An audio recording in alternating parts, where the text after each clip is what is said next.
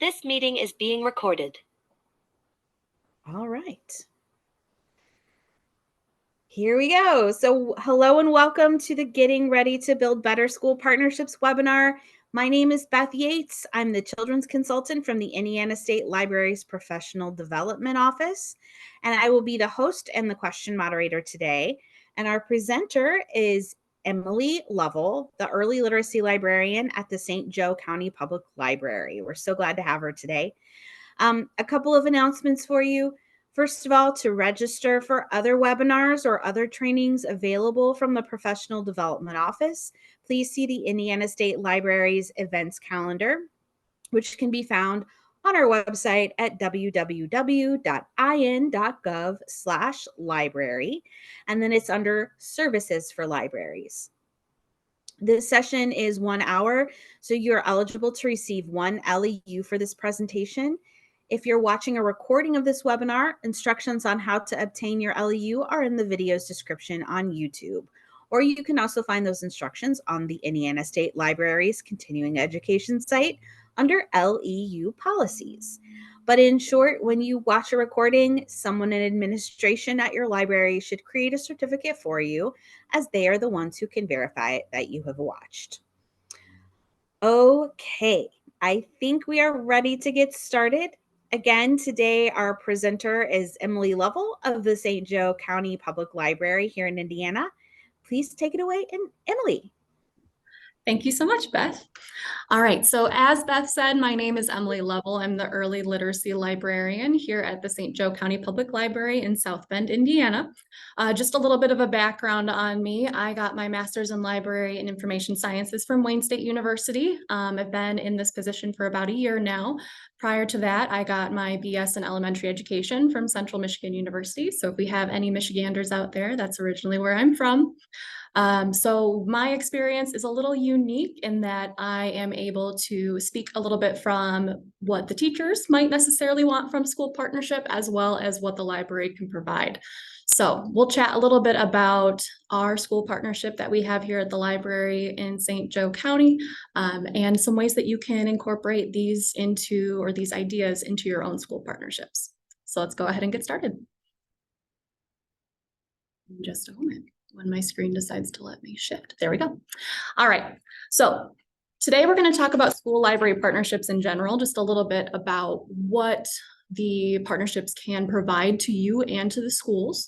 Then we'll talk about the SB Ready partnership, which is the partnership that we have at the St. Joe County Public Library. We'll talk about how to prepare for a partnership like this, what thought needs to go into the process before creating something like this and jumping into something that's a pretty large undertaking. We'll talk about developing the partnership plan. So once you are ready to take this on, a little bit about building your proposal and things along those lines, how to build buy-in between both parties, the libraries and the schools.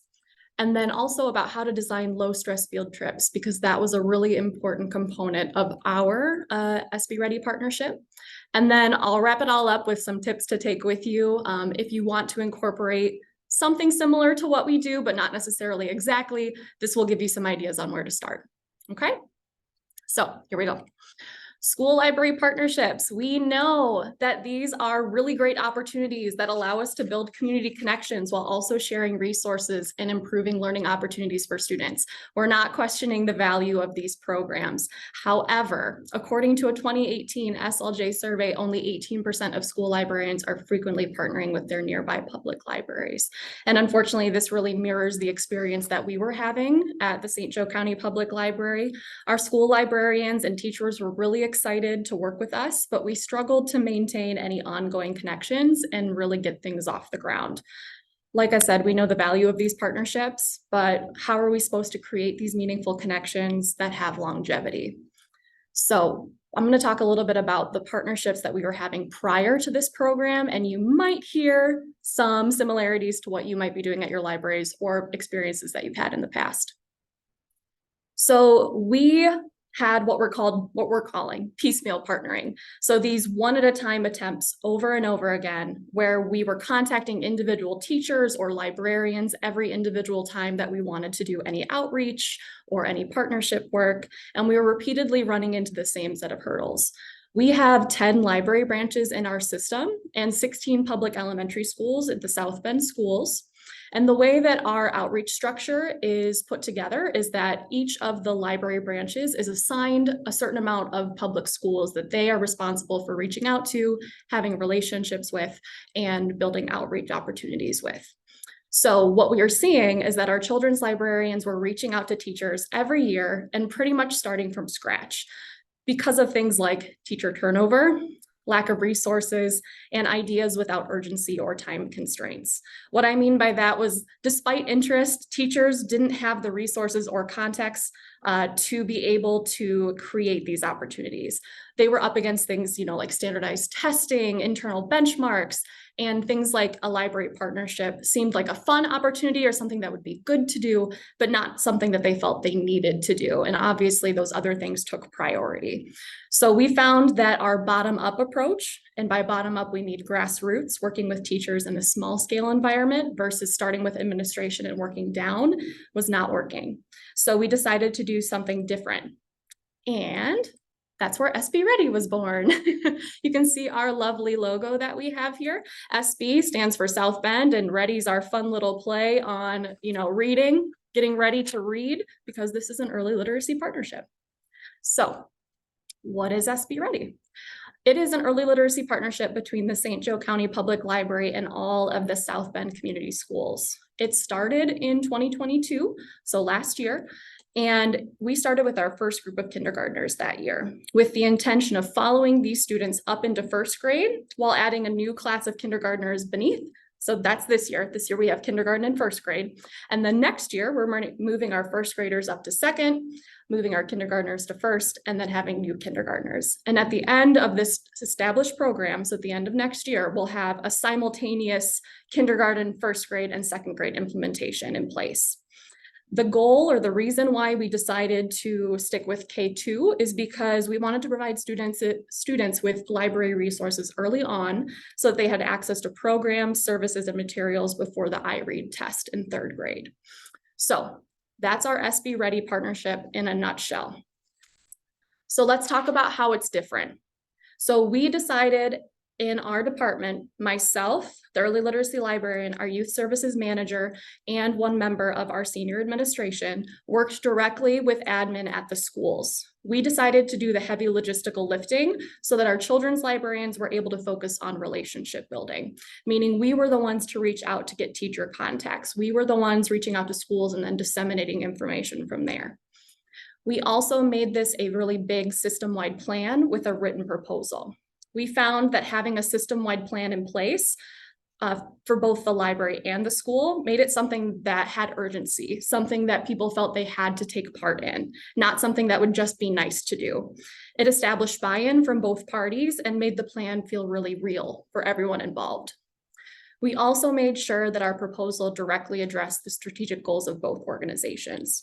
We wanted this program to be something that wasn't just a fun opportunity, but a program that had substance and was built to last. And that's why we took the time to analyze both both organizations' strategic plans and goals, and found ways that our partnership could directly connect to that. We also included ongoing touch points throughout our time in our proposal. This allowed us to establish regularly scheduled meetings with the schools. And we always attended. They attended to the best of their abilities, but we were always there because we know life gets crazy at the schools, and we understood that we weren't always going to be able to see them. But these meetings were really important for establishing that relationship and connection. Sometimes we would meet just to chat and see how things were going, talk about if there were any flyers that need to be passed out or anything along those lines. And sometimes we'd spend a full hour talking through the nitty-gritty of the partnership. Just knowing that we were always going to have that consistent meeting time was extremely important. We also built in time-specific elements to our partnership. So one of those time-specific elements is in the winter semester in February, so starting next month, we do a kindergarten tour month where all the kindergartners from the South Bend schools come to the library, get a tour, get a library card, and check out a book. And we'll talk more about that as we get farther into the presentation today. And also we found with these time-specific elements, it was much easier for us to make sure that things got completed. It's a lot easier for us to get student data from the schools if we said that it was due 2 months ago and we still haven't seen it yet. So something to keep in mind for a future proposal. We also thought about the data that we wanted to collect in advance. So one thing that we thought about was what data collection tools need to be in place before we even begin the program. This allowed us to really quickly pull information about how successful the program was, as opposed to having to backtrack and find ways to pull data. And then we also built a roster of contact information and facilitated communication between librarians and teachers. Like I mentioned before, we wanted this to be as easy as possible for librarians at the branches. And our focus was on librarians spending time making relationships, not locating new teacher contact information when we had those inevitable turnover moments. So we completed year 1 last year, and this is what we found. So we had over 950 kindergartners across 55 classes and 16 elementary schools have the opportunity to receive an outreach visit to their class from a branch children's librarian in the fall. This is the branch children's librarian that's assigned to their school within our system. Then they had the opportunity to do a story time. They also got them super excited about the library field trip in February. We also created library cards for all the students who had not had one previously, and they'll be receiving that during their field trip in February. And during that field trip in February, they all have the chance to come to the library, learn about the different resources that we have, and check out a book, which is so wonderful. So that is our current model that we're still following in year 2. But let's talk a little bit about Library Visit Month, because that really was kind of the piece de resistance of the whole kindergarten implementation. So here you can see some lovely pictures of cute little kindergartners. So this was a large dream that we had to make the field trips feel more exciting and to make them time-bound. One thing you'll hear me talk a lot about is the value of creating excitement and urgency to get these things actually done versus feeling like it's just another task or chore that schools needed to complete sometime.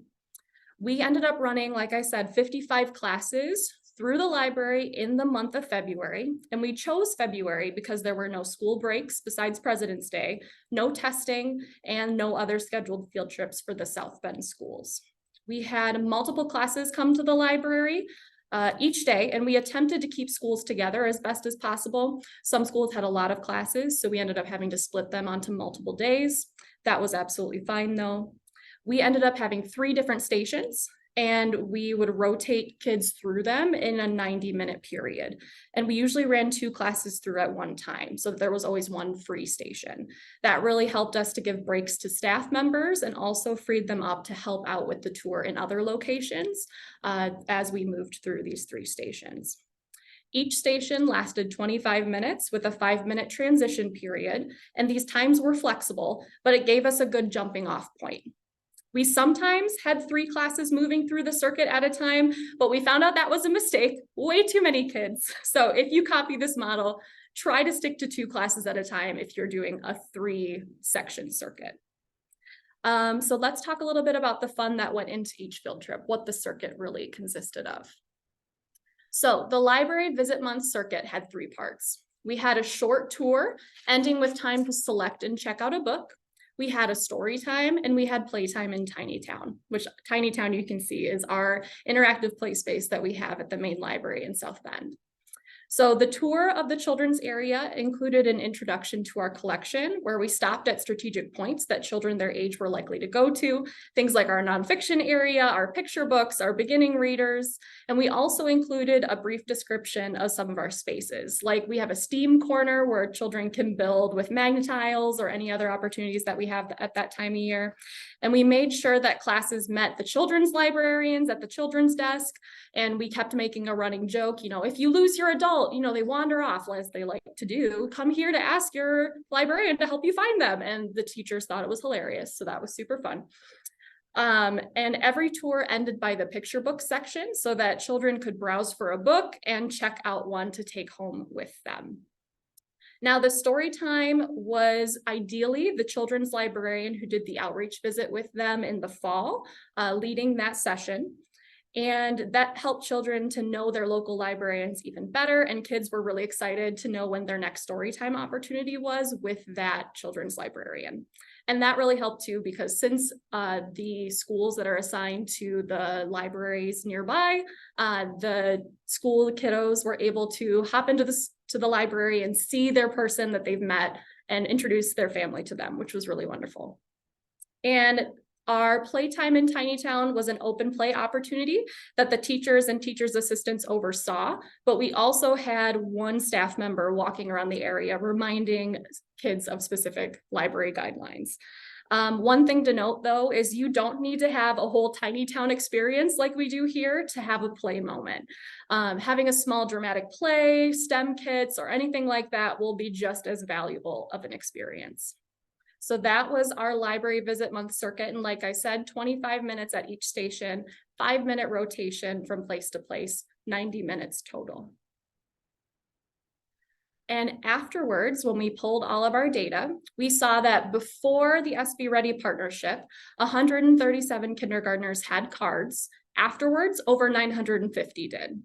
We saw 4,493 total checkouts on these cards and 460 checkouts between April and July of 2023, showing that people were still continuing to use their library cards even after the initial checkout in February during the tour. We saw 42% of students using their cards again before the end of summer, which we're pretty proud of. That's a pretty big number given the amount of cards that we did give out. And one thing that we were a little nervous about, but excited to see, is that every location saw traffic from these cards, not just the location that they did their library tour at, the main library in South Bend. Every location saw traffic. So it was wonderful to see that even though they had a centralized experience, they were still going out into the community and going to their local libraries. Now, we collected formal feedback from the teachers, but we also heard a lot of informal feedback from families that returned to the library after SB Ready. Here are some of the quotes that we had. "We just had to come and see the place my kindergartner couldn't stop talking about," or "We haven't been in years, can my whole family get cards?" We collected a lot of formal feedback, like I said, but this was super valuable to see as well. We did not anticipate as much of the impact that it had on the families of the students as it ended up having. We found that families came back to the library and kids kind of took on the role of the tour guide and walked their families around the space. And families who hadn't been in a long time or hadn't been since we renovated in 2021 were coming back to the library and asking for cards. So this was kind of an unexpected ripple that we had from this program. And there were a couple other ones as well. We had a lot of invitations to other school outreach events after this time. South Bend Schools does a back to school university in-service for teachers before they begin each school year. And we were invited to give presentations to their elementary, middle, and high school teachers about library resources and our library spaces. And we were also asked to attend Curriculum Day to speak to all the elementary, middle, and high school librarians about everything that we offered as well. We also had an in at the schools now to get promotional materials home to families. That was something that we always struggled with in the past, but it was wonderful to be able to send home all of our summer reading materials through our contact at the schools after that time. We also had some additional resource sharing moments when the school libraries were being renovated. The schools came to us saying, "We're renovating our libraries. Do you have any furniture vendors that you can recommend?" And we were able to provide that. So being able to show the give and take of this relationship and the trust that was built through those ongoing meetups was wonderful. And we had an all around stronger relationship. Not perfect, but much stronger than it had during that piecemeal partnerships that we initially began with. So now we are in year 2 and we have welcomed in the new kindergartners. We had the opportunity to do the outreach visits in the fall, and now we're super excited for them to come next week to begin Library Tour Month. But one thing that we wanted to keep in mind as we were moving forward with this partnership is making sure that we had a sustainable partnership. So we decided to kind of take a little bit of a step back with the first grade anthology project. So what this looks like is children's librarians, once again, will go into the classrooms in the spring, but just the first graders this time, and visit the students and teachers that they had developed rapport with from the previous year. They'll read a book whose theme was decided on by the first grade teachers as a mentor text, and they'll complete a brief writing assignment, 1 or 2 sentences that follows a prompt that we came up with at the library. The writing assignments are super brief. It'll feature like a really large photo opportunity at the top for kids to illustrate, and then just a couple sentences beneath. And no matter their ability level with writing, they'll still be able to complete it, which is wonderful. And our plan is to bind these together using a comb binder, and we're going to catalog it as a reference material in our main library so that children can come to the library in the summer and see themselves as published authors and a part of the library community. So that is our plan for this year. And next year, we'll be planning on adding the 2nd grade implementation as well. So I know I went over quite a bit, and I'm assuming I have questions. So Beth, is there anything I can answer? Yeah, we have a couple of questions. The first one was, when you did the standing meetings with the schools, who from the schools attended? Like, what were their titles and roles? Absolutely. So we had, one thing I'll talk about in this next section is they had some new literacy specialists and coordinators, as well as the director of the curriculum that we also met with. So it's about a group of 5 people that we meet with each time, or that are invited each time. So the director of curriculum, the literacy specialist, and then also the librarian at the high school also meets with us.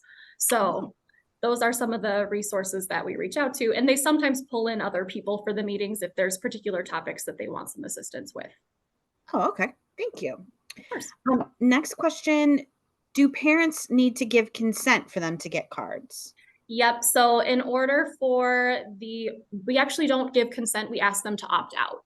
Yeah. So what that looks like is we send out an opt-out form to the teachers that they then distribute to the families.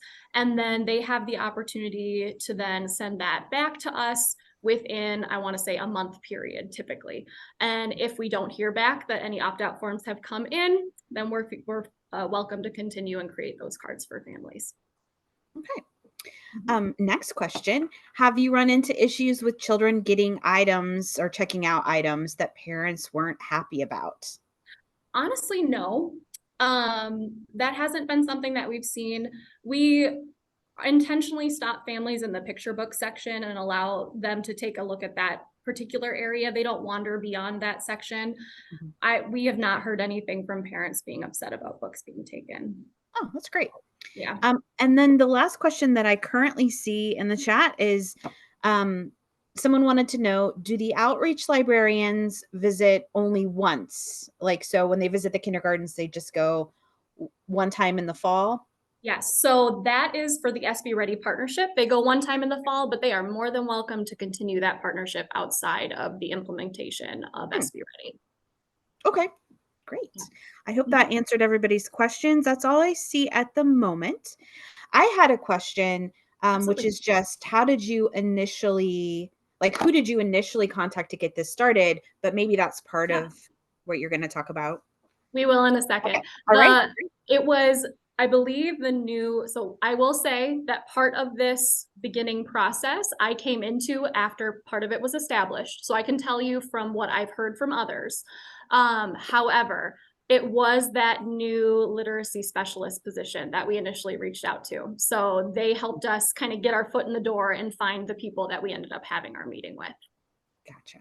We do have 2 more questions. Yeah. If we can do it really quick. I think they're kind of related. They're both about the library cards. Yeah. One person wanted to know, what information do you gather for the library cards? I assume what info do you need to get them a card? Yeah. Are the parents or the teachers the responsible parties for these items and cards?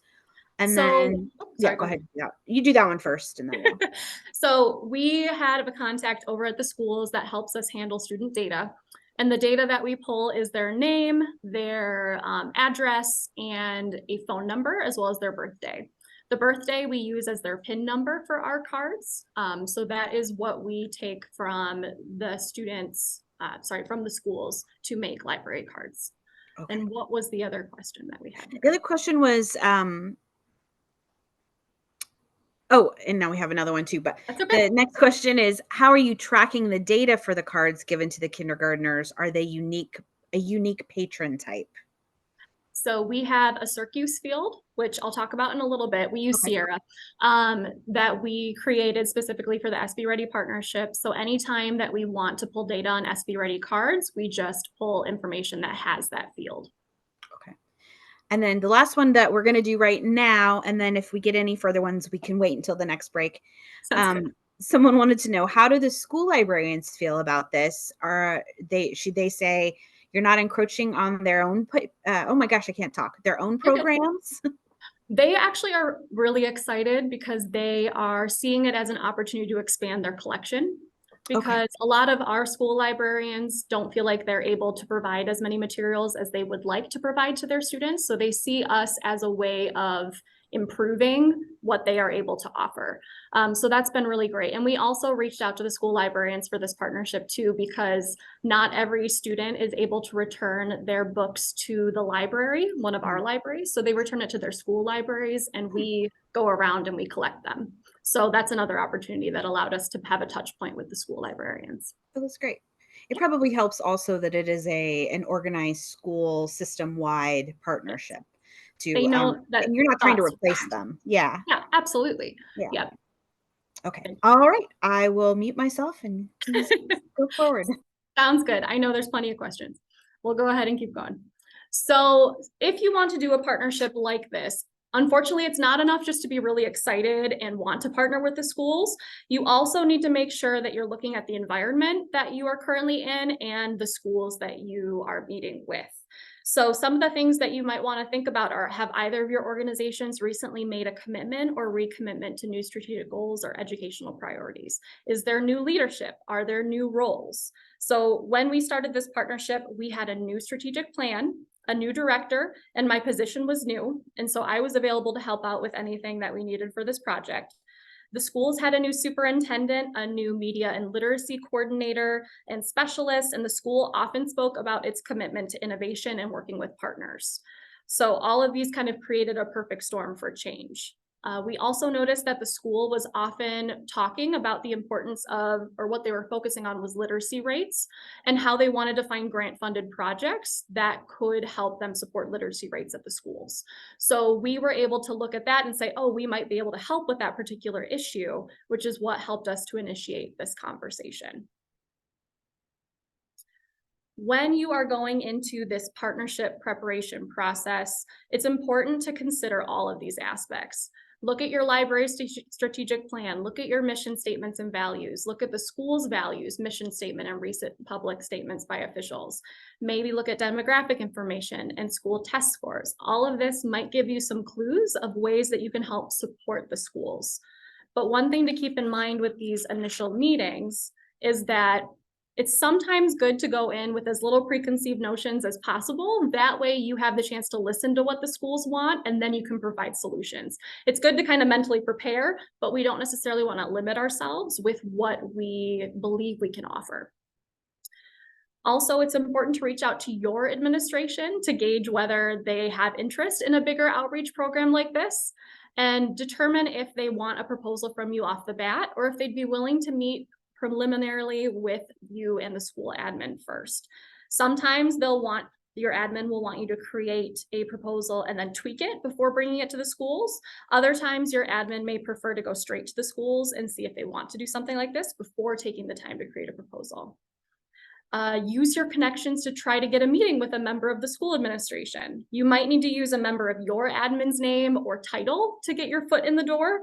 We found that any level of admin was helpful because we just found that having the more superior title was a way to get us in the door. And like I said, make sure to come in just saying, we're excited to work with you. What can we do to help support your goals? So once you have done that preparation process, you've taken a look at your environment, you see what the school needs, let's start talking about what the actual partnership plan and proposal could look like. So in your initial meeting, it's really important to know your audience. Are your library and school leaders big dream focused and fast paced, or are they more detail oriented or based in reality? This seems small, but it's really huge. We had big dream folks on both sides of the table, and we had to finalize the proposal in 3 days with all the details to be figured out later. This may be hard for those of us who are more detail oriented and are concerned about the logistics, but know that you need to play to your audience, and you can always discuss the details behind the scenes before bringing it to the schools. And if you have folks who care really deeply about the details and getting them right, your job will be to push them to think a little bit bigger, while also showing them that you have thought through the plan. You want to help them trust you. The speed of this process will be very dependent on your leadership and what their mindset is. And ask again during these initial meetings about student needs and listen to their responses, because that will allow you to see how you can fit into that partnership.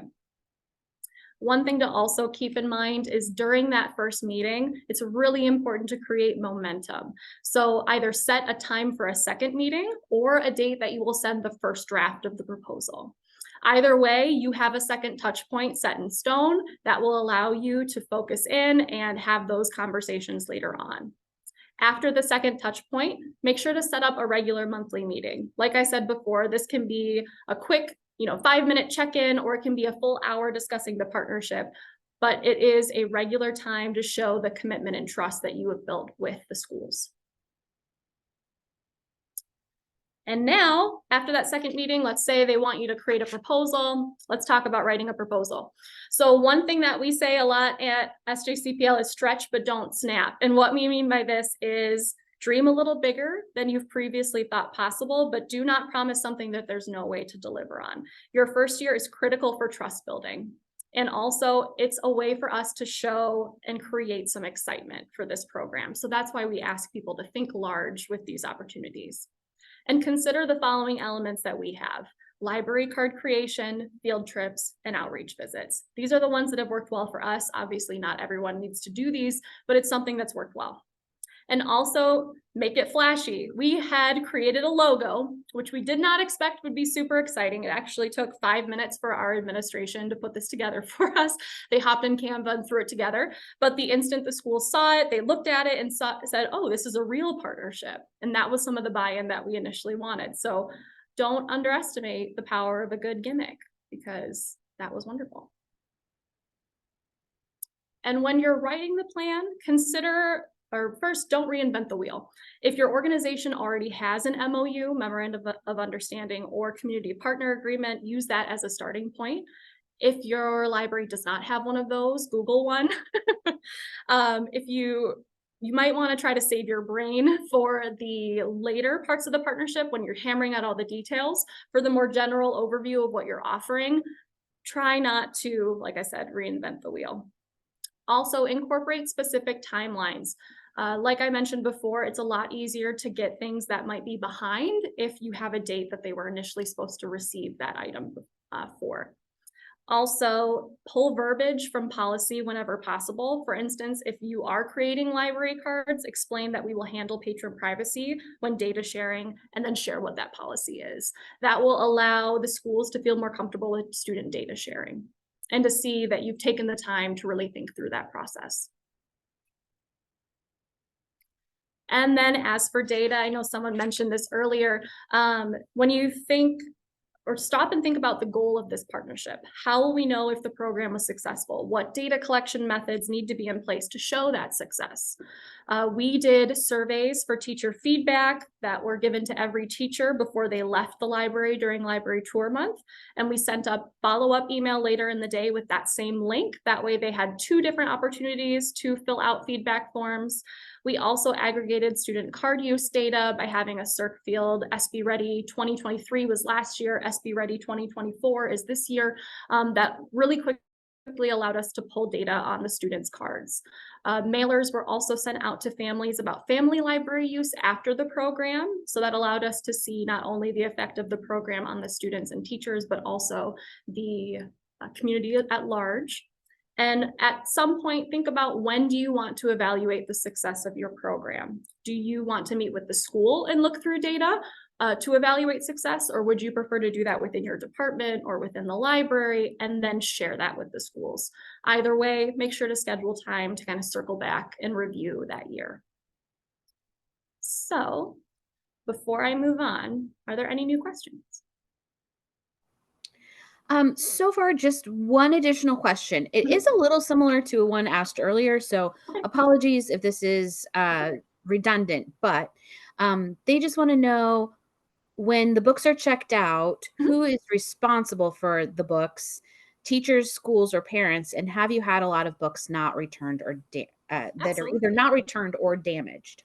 So we have a library card type at our library called a youth access card, which allows kids to check out 5 books at a time. And if a book is lost or damaged, they are still able to check out 4 books. So they are not responsible for paying off that item that is checked out or damaged or lost unless they want to reopen that spot. So that really allowed us to share with families that if that item does not get back to us, you are not going to be held responsible for it.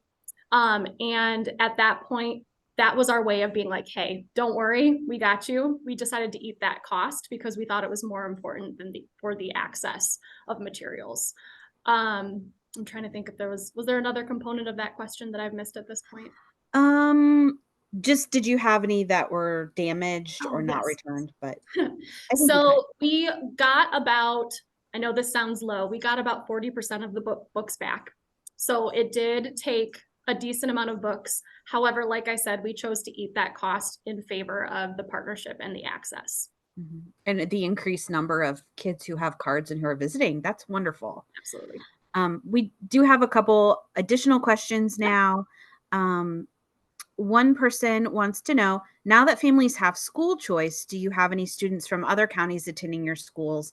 And if you do, how do you handle giving these student cards? I will add, I know it's fairly common that a lot of libraries will let any child in their school system get a card no matter where they live. Is that the case for That is, Spencer? if they go to school within our service area, they can receive what's called a guest card. So they're Okay. still able to check out materials. It's just designated as a different type of card in our computer system. And I would imagine there's still the student cards are already limiting, right? If Yeah, they're only checking out 5. So correct. and then one additional one, and then we'll move on. Mhm. What were the goals of the school with the partnership? They really wanted to make sure that kids were getting books or oh goodness, books were getting to the hands of children. They felt that they did not have access to books within the children's households. So they were saying, here's one way that we can provide an avenue for children to be able to get more books.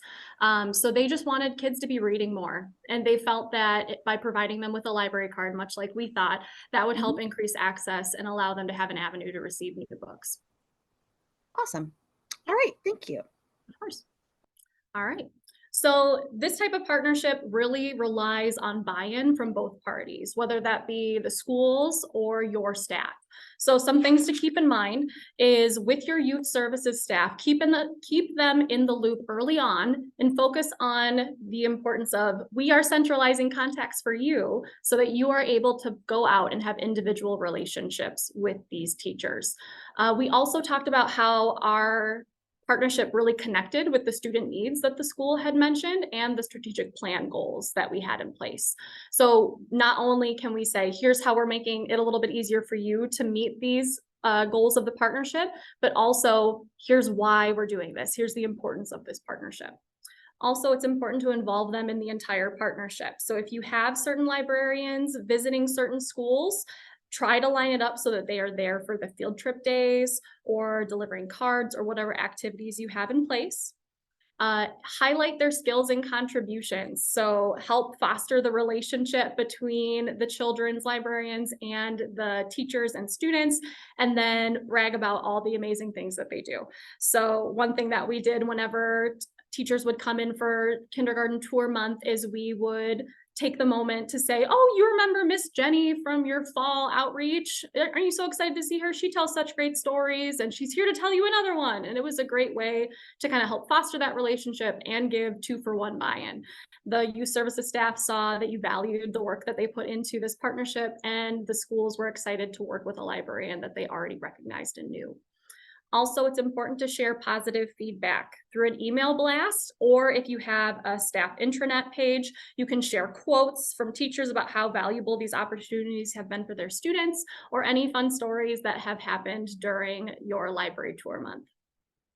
I will say one of the larger parts of this process is building buy-in with the teachers. You're a new partner. You don't have experience working with them. Even if they have positive experience with the libraries, they need to know that you are doing, or what you're doing, and how they are being supported in this process. So good communication is key. Make sure that you take the time to do the legwork and make your own teacher directory, or make a friend at the school who has it and get it that way. We did a little bit of both. We came up with a directory first, and then we double checked with our data person at the schools. That allowed us to make sure that we had the most up-to-date contact information with the teachers. We also made sure to send information directly to teachers as opposed to relying on the trickle-down effect of administration. The first year, we sent things to admin, hoping that they would pass on pertinent information, but that did not always happen. So this year, we've been very intentional about making sure that FAQs and materials go directly to teachers. That way, they have the information right away, and they also have a point of contact for when they have questions. Also, make sure to do email check-ins throughout the year. We at a minimum, do a check-in at the beginning of the year where we welcome them back to school, talk about all the amazing things that the last partnership was like. We also do it. We're so excited that you're coming to the school or coming to the library for your tour in 2 weeks to help confirm. And then also we do a thank you email afterwards as well. And that's at a minimum. We have plenty of other questions that come up throughout, but just making sure that they're aware of every step of the process and knowing that you're a resource that will quickly respond if they have questions. Also, we found when in doubt, bribing them also works. So we had teacher swag bags that were brought to the schools during our kindergarten outreach visits in the fall. They were full of things like Ticonderoga pencils that were pre-sharpened, what was it? Crayola crayons, always name brand, never rose art, and it just showed that we had thought through the work that they are doing to put together this partnership, and we were sharing things with them that they wanted. Initially, our swag bags were more swag for the teachers, but after our teacher focus group at the end of the year, they were like, please just give us school supplies, quality school supplies. So that's why we changed it for this year. And we also, like I said, had a teacher focus group where they could share their feedback about the program, things that went well, things that they thought we could improve on. And we also shared pizza, which was also a great opportunity to have a little bonding experience there too. And also make sure to offer other resources and other outreach opportunities. Someone before had mentioned, do they just go out the one time for an outreach visit in the fall? Yes, for the SB Ready partnership, but then we always offer, if you'd like, I can do a standard outreach visit with you. And we found that some teachers really wanted a monthly outreach from their school librarians, or their local librarians. And so that was really wonderful to be able to offer that to families. We also asked if they had any curriculum that they wanted us to create book lists for, that they could use for specific lessons that they were teaching. So that was really great to be able to offer that opportunity as well. And it was also really important to be willing to talk through skepticism and concerns. Field trips are often very stressful for teachers, so make sure that you are the one to talk them through the process and mention that you've walked through the tours with their concerns in mind, and here are the ways that we solved those problems. That way they know that we're not just going blindly into this partnership, but a lot of thought and intentional work has gone into it. And they may have concerns about students being responsible enough for library cards and school liability. Because these library cards are under the students' names, they are the ones, them and the parents, are involved in that process of being liable for those items. However, with that library card system that we have in place, families felt very comfortable with that process because they found that they did not feel that it was as important to them that if they were to lose that item, there's no repercussions. So that was really great to explain that to families. Explain that to teachers, so then teachers could then explain that to families. And if you do a field trip, make it a good experience because teachers talk. We found that the first few field trips were really important for establishing trust and setting the tone for the rest of the field trips. Our first round of teachers came in really nervous and concerned, but they found that after other people had positive experiences, they heard about those, came in really excited and being like, Mrs. So-and-so said they had a great time and we're so excited. So make sure that those first few field trips are very positive experiences so that the word spreads. And think through the entirety of the day from their perspective. Where will the coats go? How will the books get to the bus? Where will children keep their cards? And in this instance, we had study rooms that children would drop their coats into before going into the tour circuit. We had bags that students could put their books into that included a form or a sheet that explained about the library cards, where they could return their books that the parents would receive. That way they were had more information about the cards that were going home and what to do with the books when they did get them, in case they missed all the initial outreach opportunities that we had, or sorry, all the other communication opportunities that we had shared with them. And then those bags went into a box that was labeled with the teachers' names, and we loaded that box up onto the bus. That way, when teachers got back to the school, they could take their box out, pull out a bag, look inside for the library card that was in that bag and say, oh, this bag belongs to so-and-so. And that really allowed them to see that we had thought through the process for them, and the kids weren't wandering around with bags and trying to be responsible for those items. So that was how that functioned. And before I move on to the low stress field trip, are there any questions, Beth, that I can answer at this time? One question, which is a really, actually, I was wondering this too. Yeah. Does the school or the library pay for the busing for the field trips? So we have a grant funded, or this is a grant funded project. So what we do is the schools organize the busing. They send their invoices to us, and then we are paying for it using a grant that we received for this partnership. Oh, and is it a local community grant or some other? Honestly, I am unsure. Okay. I would have to find out, but thank you for asking.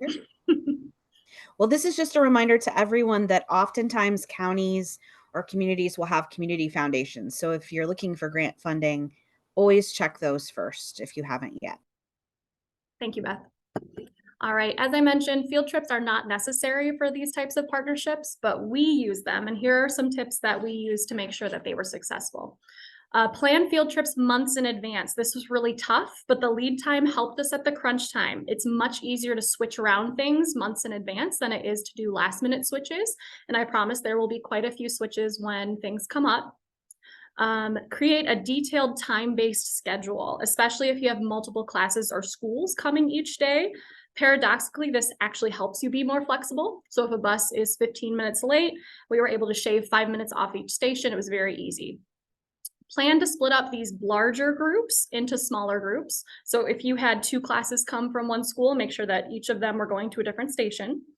And then make gimmicks that the kids will remember. You'll see here in this picture, we have our fruit flags. So each station received a fruit flag, and they were assigned that fruit throughout the entire rotation, the entire tour. And the kids were always super excited when their tour lead would raise the orange flag and they'd say, follow the orange, as they walk down the hallway. Super adorable and also very practical with keeping groups together. Also, the fun bags that we put our information sheets, books, and cards into were special. They were like love to read bags, and they had the chance to take one home for each kiddo, which was really wonderful. A few other things to keep in mind too is to alert all your staff, not just your youth services staff, that you're doing this type of program. If you have an intranet or can send an all staff email blast, you should do it, because they're going to want to know why there is a bus sitting outside the library, or why you are entertaining children in the lobby while they wait for the bus to come in. Make sure that they're prepared to have a large swarm of children entering the library.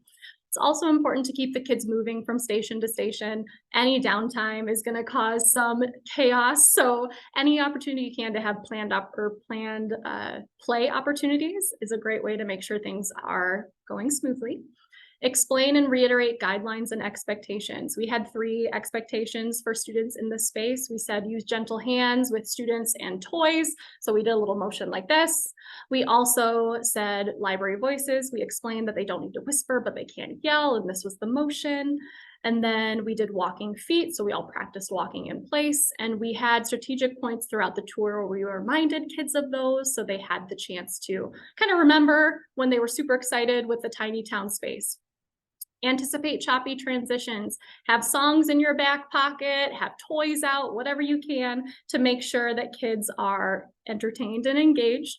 We found that our most difficult transition was after they had checked out a book. They had to sit and wait for the rest of the class to check out their books. So we had a librarian in that space entertaining children during that time. And don't send anyone home empty-handed. If you have students who can't get library cards at your library because of where they live, or maybe they are new to the class, so you didn't have their student data, maybe have some books set aside. What we did is we had leftover summer reading books that we gave out to kids who weren't able to check out so that they didn't leave empty-handed. Also, make sure to have class pictures. You'll see one right here. We have a lovely mural that we had people take a photo in front of. That way we were able to send them to the teachers, and that allowed us to send the link for the feedback form as well. And this is what that feedback form looked like as well. Be ready to get teacher feedback as soon as possible. We found that if teachers left before we had the chance to give this to them, it was much harder for us to get the feedback that we asked for. Have a survey handout like this with a QR code and a small token of appreciation. We used BookBucks here at our library, so it's $1 off any of the books at our book sale or a friend of the library sale. And we also have a coffee company in our library, so they were able to get a free coffee, which was really great. A lot of teachers were super excited about that. And email the teachers a thank you later that day with their class picture and the survey link, like I mentioned before, so they have 2 points of contact about this form. So some general tips to take away. If you are looking to do some partnership like this, look for clues. Remember, it's important that the environment and the school are ready for a partnership like this. It's not enough for you just to be excited about the program. Make sure that they're receptive to something like this. Make sure to stretch, but don't snap in all of your planning. It's really important to ensure that you would create excitement while not making promises that you can't necessarily uphold. Think about data from the start. What can you put into student records or other data collection tools so that you're able to pull data later on? Do something gimmicky, branded. That allowed us to have a lot of buy-in that we didn't necessarily think we would get from a 5-minute Canva logo. Make sure to prioritize staff and teacher buy-in. Take the time to answer any questions that they have. Find ways that you can support them outside of the partnership itself. And then once you have this partnership that works so successfully, make sure to brag about it. Share about it at your board meetings or Friends of the Library if you have one. Push it on library social media. Share it in your intranet or any staff email account. Thank your partners at the schools while sharing the bragging data, and look at all the amazing work that you've done and make sure to share it with everyone, because it's a big deal when you put together something like this. And the more excitement you can drum up about it, the more excitement the next teachers will have when they've already heard of the partnership and are excited to take part in it. If you are interested in any of the resources that we utilize, like our little feedback form and the bag letter, the letter that went inside the kindergarten bags at the tours, please go ahead and scan this QR code. If not, I believe I shared it with Beth, so she can share it out as well. And while we're sitting here, are there questions? Yeah, you did share it. So I will post a link to that in the LEU email that I sent out to everybody, and also on the recorded webinar page. Let's see. We do have one question. Let's see. I think. Yeah. Okay. 2 questions actually. Absolutely. One question. I'm sorry. I can't count. It's okay. What do you think you will do with the 2nd graders next year? They want to know. We are in the very initial brainstorming phase, so do not quote me, but we're hoping to do something along the lines of having a branch visit. So as opposed to having all the kindergartners come to the main library branch, we're hoping that the 2nd graders will be able to do a visit to their local library with their children's librarian that they've met throughout the program. And during that time, they would learn how to set a hold, how to use some of our library resources like the website and things like that, so that they can place a hold and then check out a book. So that's kind of an initial brainstorm, but like I said, don't quote me. I'm not sure if that's what's gonna happen. We do have another question. Someone wants to know, do you have a copy of the proposal that you originally did for the schools available in the resources? I don't have it linked here. However, I do have it and I can pull it and I can send it to you, Beth, if you would like it. Okay, sure. If you're willing to share that, or I I'll don't know double if it's check to be sure that it's okay before Okay. doing so, but if so, I'll share it with you, Beth. Okay. Would it be possible to put it in the Google Drive, or would that? Absolutely. Yeah. Okay, that might be a good way to do it. Absolutely. Let's see. Do we have any other? Oh, are you able to share the link from the QR code in the chat? So Do you happen to have that? I don't. I apologize. However, this link takes you directly to the Google folder that I sent you, Beth. So that's exactly where it will take them. So I will put the Google folder link when I send out your LEUs to the person who asked. Just make sure you fill out this LEU form. Actually, I'm going to go ahead and put that in the chat right now, since we are talking about it. So the LEU is a library education unit. If you're not from Indiana, it's our professional development, like crediting system. So if you fill that out, I'll send you a certificate that says you get 1 credit hour for attending this. And do that here in the next 24 hours if you can. And I will get those LEUs and the resources out to you as soon as possible. We do have one more question, it looks like. Let me just skim. Somebody wants to know, is this only open to the public schools? We have private schools where they are also. Yeah, at this point in time, it is a public school partnership. Yes. I imagine you probably have to limit just based on how many staff you have. Yep. And obviously St. Joe is lucky you have several branches, lots of staff, and some libraries are going to be a lot smaller. So you might have to pick and choose who you invite and if you try this out in your first couple of years. Absolutely. It's 11:29. So I'm going to go ahead and end the recording if you are done with your presentation. That's all I got. Emily's information on the screen. So I'm going to end the recording right now. So goodbye to anybody watching this as a recording.